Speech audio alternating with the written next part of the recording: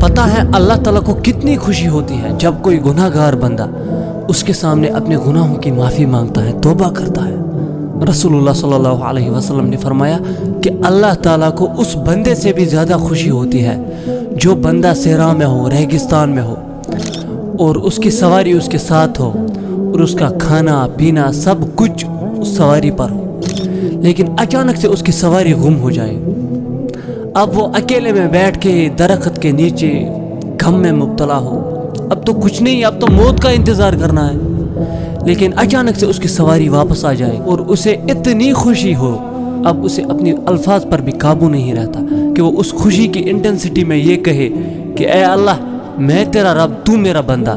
حالانکہ اسے یہ کہنا چاہیے کہ اے اللہ میں تیرا بندہ، تو میرا رب، لیکن اللہ تعالیٰ پرفیکٹ ہے، وہ غلطیوں سے پاک ہے۔ لیکن اس شخص سے بھی زیادہ خوشی ہوتی ہے جب کوئی گناہگار بندہ